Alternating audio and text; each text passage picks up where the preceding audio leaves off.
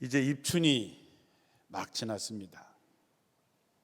입춘, 봄이 시작됐다는 것을 알리는 절기가 되지요.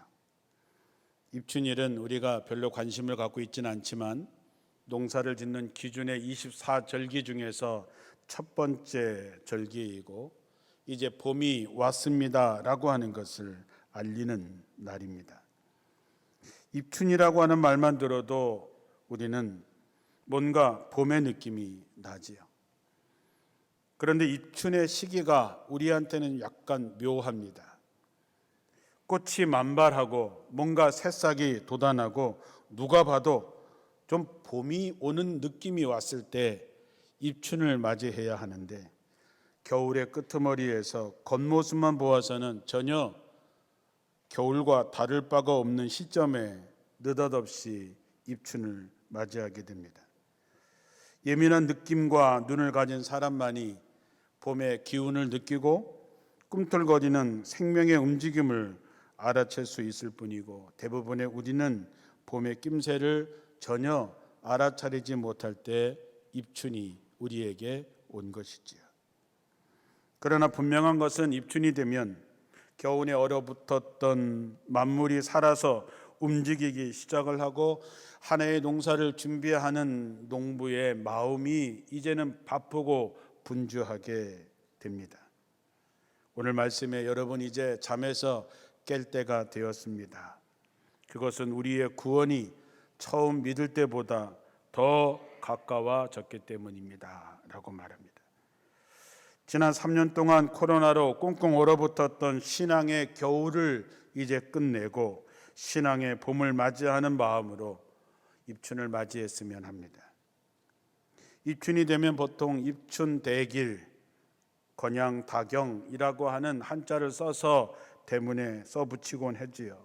봄이 시작이 됐으니 크게 길하고 경사스러운 일이 많이 생기기를 기원한다라고 하는 뜻입니다. 그러나 이런 바람은 입춘이기 때문에 저절로 주어지는 것은 아니지요.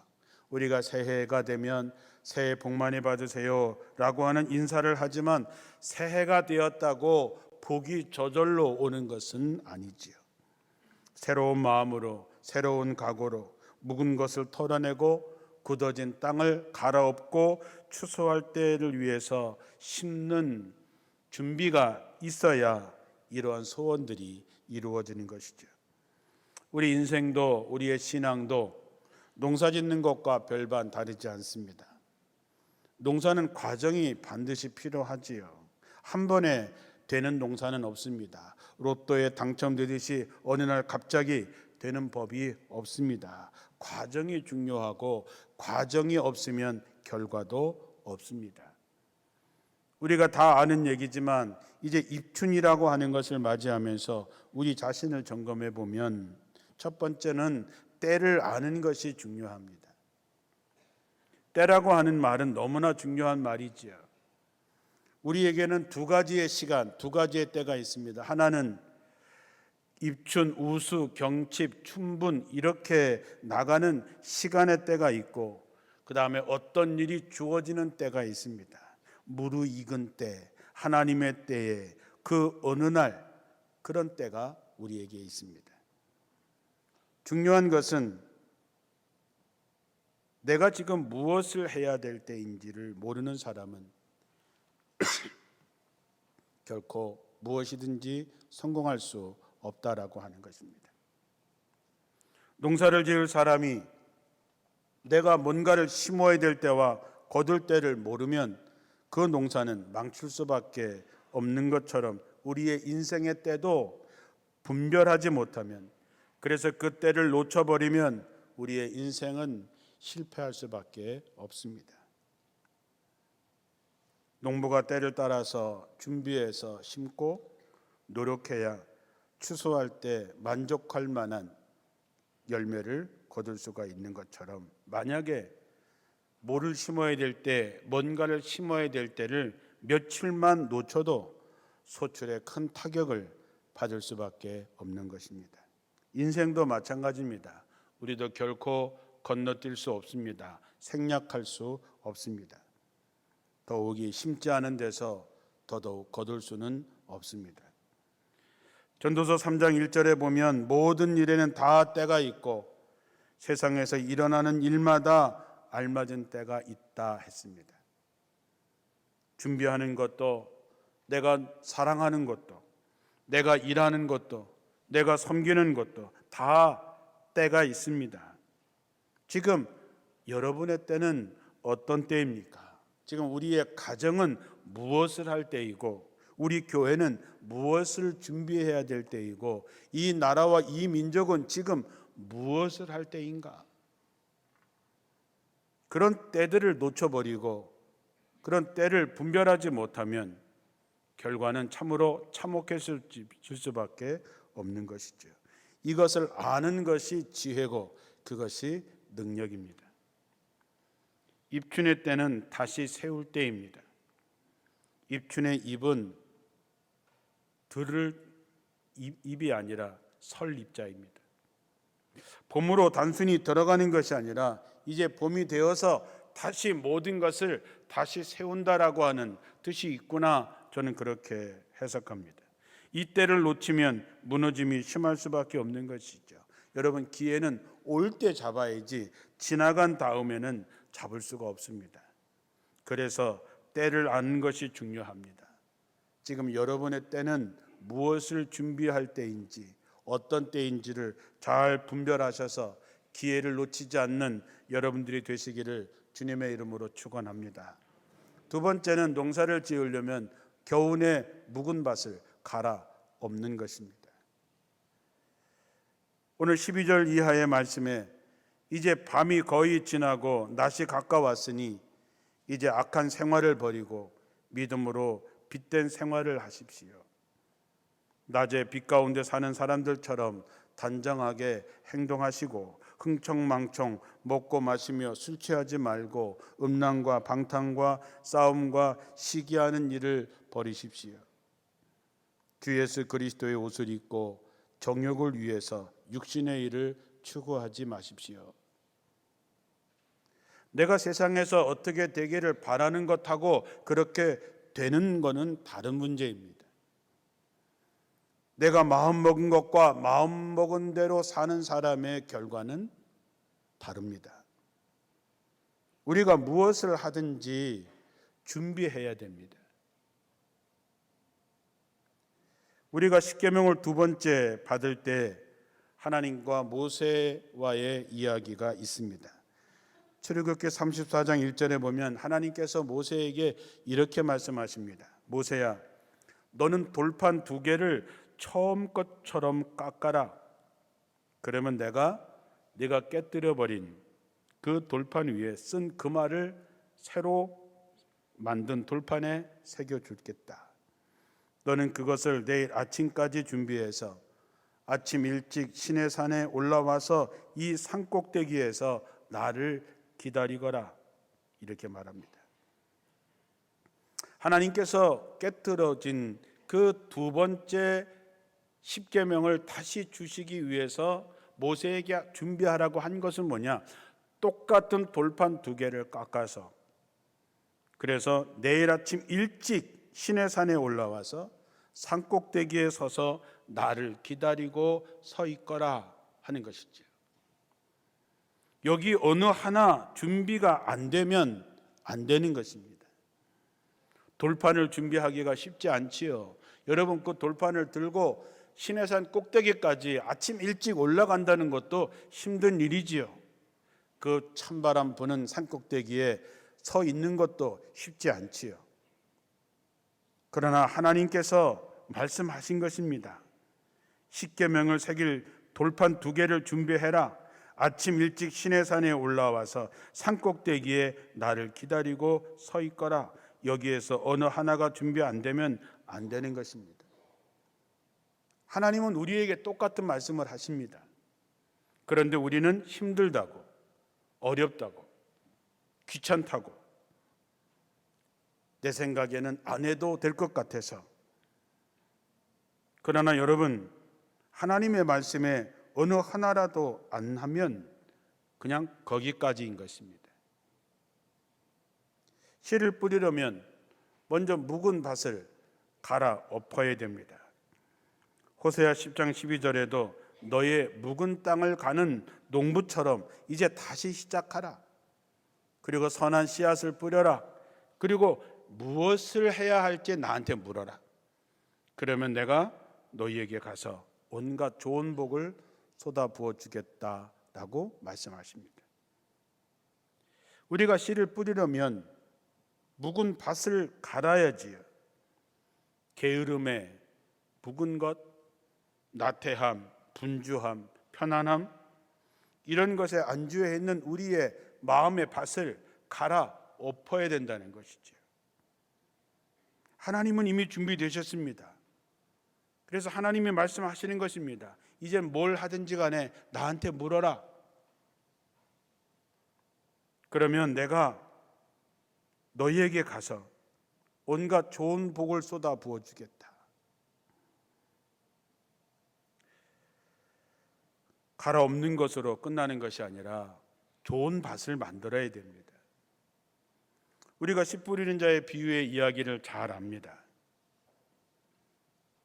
어떤 씨는 길가에 떨어져서 새들이 먹어버리고, 어떤 씨는 돌짝밭에 떨어져서 뿌리를 내리지 못해서 타 죽고, 어떤 씨는 가시떨기 위에 떨어져서 자라는데 기운이 막아져서 결국 결실하지 못하고, 어떤 씨앗은 좋은 땅에 떨어져서 30배, 60배, 100배의 결실을 맺었다는 것이죠.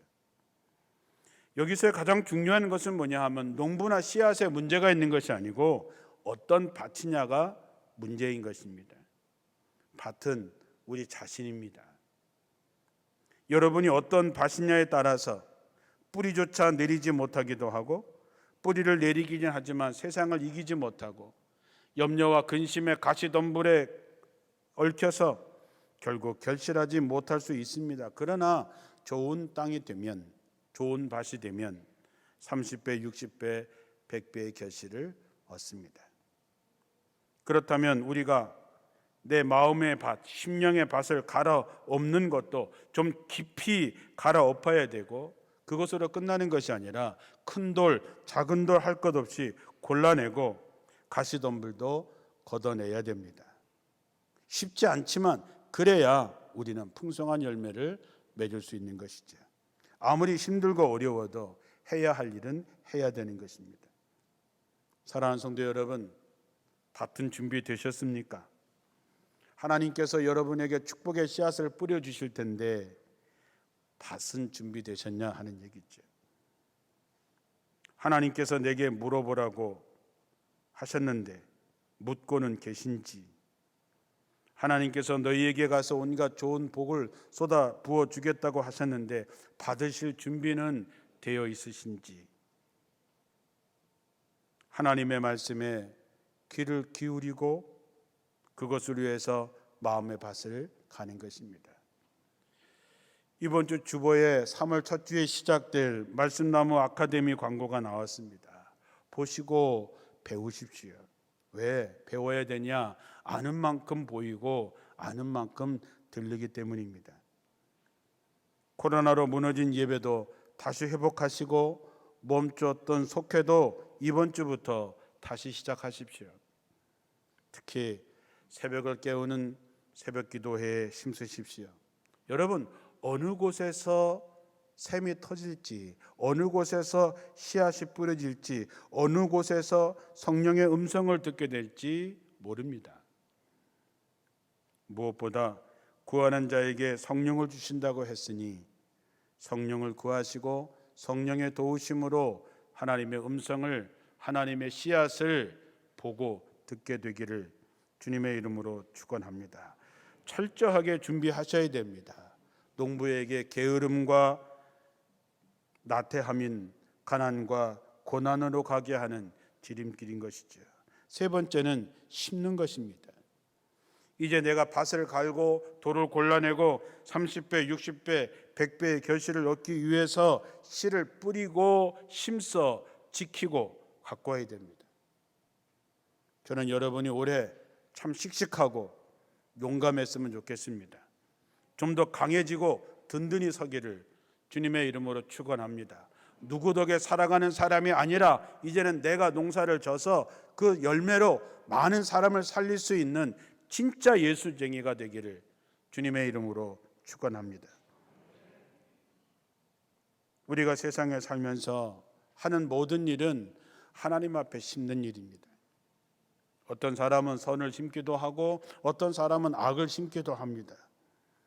선을 심은 사람은 아름다운 열매를 거두어서 기쁨을 누리기도 하지만 죄와 악을 심은 사람은 그것 때문에 고통을 당하기도 합니다. 우리가 언젠가 때가 되어서 하나님 앞에 서게 되면 우리가 심은 것으로 인해서 칭찬을 받기도 하고 책망을 받기도 할 것입니다. 도대체 내가 무엇을 심고 있는지, 그것이 어떻게 자라고 있는지 근신하여 깨어서 살펴야 됩니다. 심는다고 하는 것은 어려운 얘기가 아니라 순종하는 것이 심는 것입니다. 누가복음 5장에 보면 예수님께서 베드로에게 이렇게 말씀하십니다. 깊은 곳에 가서 그물을 내려 고기를 잡으라. 베드로가 이렇게 말하죠. 선생님, 우리가 밤이 새도록 수고하였지만 잡은 것이 없습니다. 그러나 말씀에 의지해서 내가 그물을 내리겠습니다. 그렇게 하니 고기 잡은 것이 힘이 많아서 그물이 찢어졌다 그랬습니다. 베드로는 아주 피곤한 상태였습니다. 왜냐하면 밤새도록 그물질을 했는데 한 마리의 고기를 잡지 못하고 이제 그물을 정리하고 집으로 가려고 하는데 다시 깊은 곳에 가서 그물을 내리라고 하는 예수님의 말씀에 자기 생각하고는 다르지만 베드로의 위대한 점은 말씀에 의지해서 말씀에 순종해서 그물을 내린 것입니다. 하나님이 하라고 하신 대로 하는 것이 심는 것입니다. 이 말씀에 토를 다는 것은 불신앙이지요. 어느 하나 빠지지 않게 주님의 음성을 듣고 그대로 순종하면 거기엔 하나님의 책임지시는 결과물이 오는 것입니다. 하나님이 가라고 하면 가고 서라고 하면 서고 던지라 하면 던지면 됩니다. 그것이 심는 것입니다. 그 결과는 하나님이 책임지십니다. 왜? 하나님께서 말씀하셨기 때문입니다. 너는 내게 물어라. 그러면 내가 너에게로 가서 온갖 좋은 복을 너희에게 쏟아부어 주겠다 말씀하셨습니다. 그래서 우리는 하나님의 말씀에 순종하는 것이지요. 우리가 어떤 일을 만나서 좋은 일에 기뻐하기도 하지만 정말로 받아들일 수 없는 고통, 받아들일 수 없는 어려움 때문에 괴로워하고 슬퍼할 때도 있습니다. 하나님은 우리가 어떤 일을 만났느냐, 그것보다도 그 일에 우리가 어떻게 반응하는가를 보기를 원하십니다. 어떻게 내게 이런 일이 일어날 수 있을까? 이것이 아니라 왜 이런 일이 내게 일어났을까를 생각해야 됩니다. 그리고 신실하신 하나님에 대한 믿음의 고백을 가지고 견디고 버티고 나가야 됩니다. 그럴 때 하나님께서 그 일을 통하여 합력하여 선을 이루실 것입니다. 어느 분이 사업을 하다가 실패를 했습니다. 아주 쫄딱 망했습니다. 빚더미에 쌓여서 빚쟁이들을 피해서 다닐 수밖에 없고 정말 죽을 정도로 힘들 때 목사님을 찾아갔습니다. 목사님, 어떻게 하면 좋을까요? 목사님께서 그분에게 화가 날 때마다, 죽고 싶을 때마다, 괴로울 때마다 시편 23편을 외우세요. 그렇게 말했습니다. 그분은 나올 때 화가 머리끝까지 났습니다.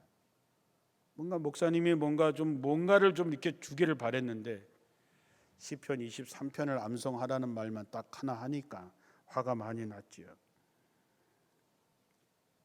시편 23편을 암송할 때마다 화가 치밀어 올랐습니다.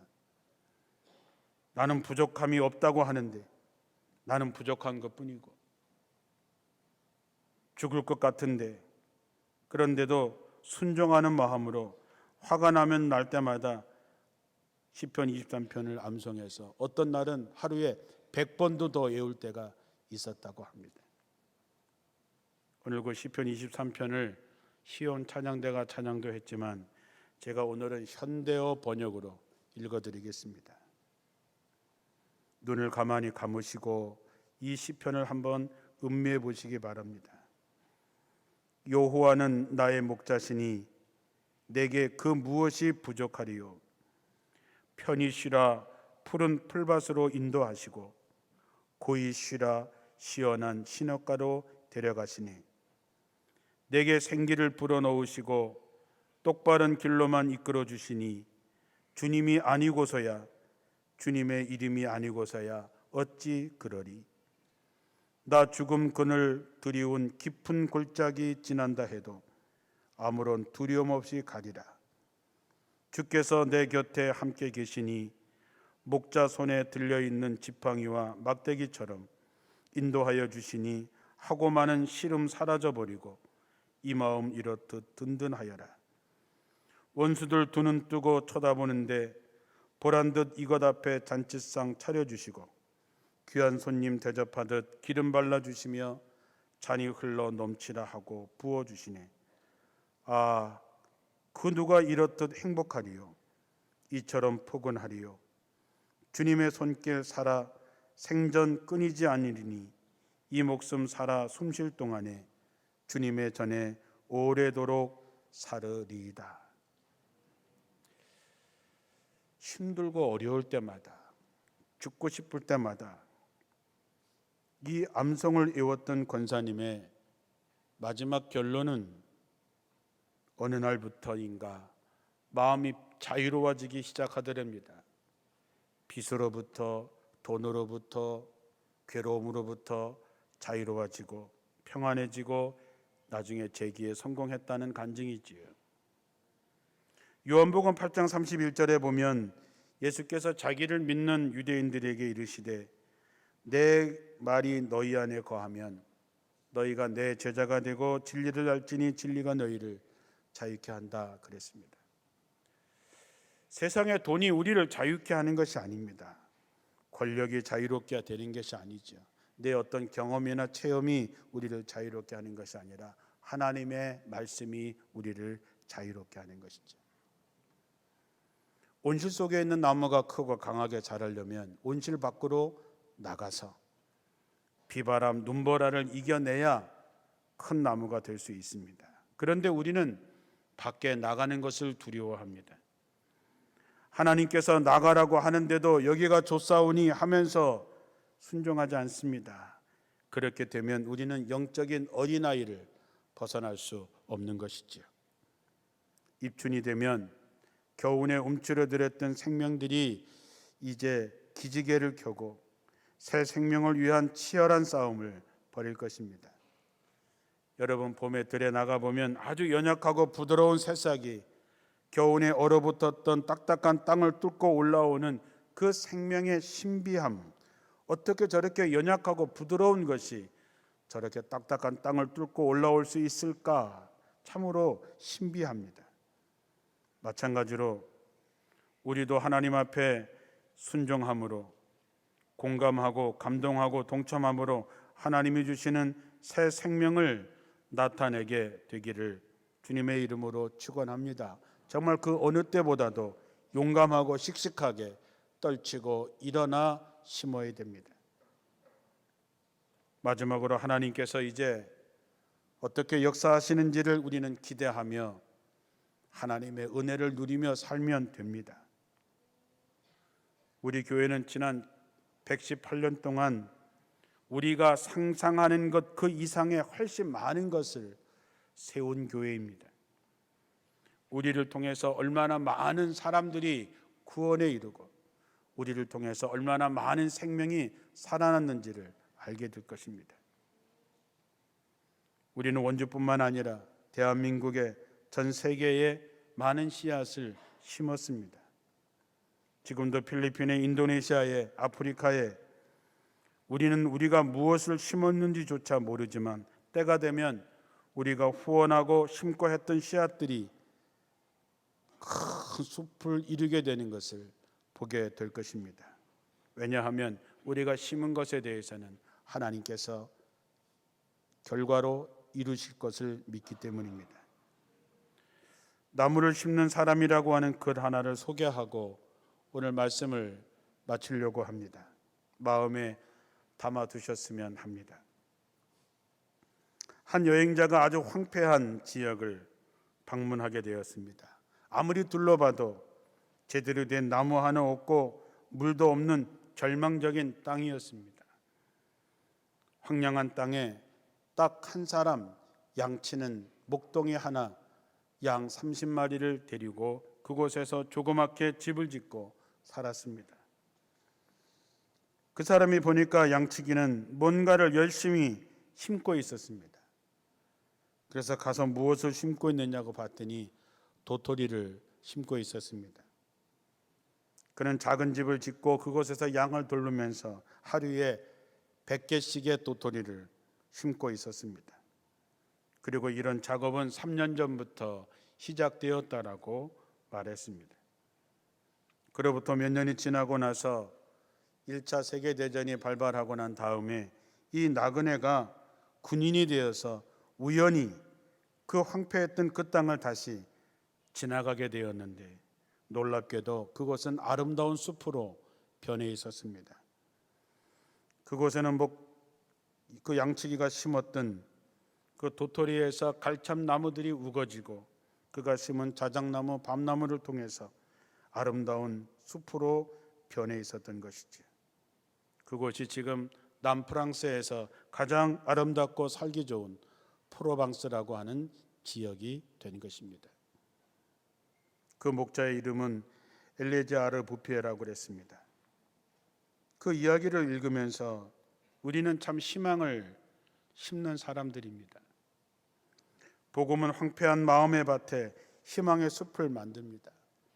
지금 세상이 어떻습니까? 인심이 무너지고 상식이 실종되어가는 이 황량한 땅에 예수 그리스도만이 우리의 희망임을 알고 우린 묵묵히 복음의 씨앗을 심고 묵묵히 그리스도를 본받아 살아갈 것입니다. 이 땅에 그리스도의 평화를 이루기 위해서 농부의 사람으로 기지개를 펴고 일어나 다시 준비하고 심고 가꾸어서 우리의 발길이 닿는 곳에 우리의 손길이 닿는 곳에 더불어 사는 하나님의 평화의 숲이 이루어지기를 주님의 이름으로 축원합니다. 기도하겠습니다.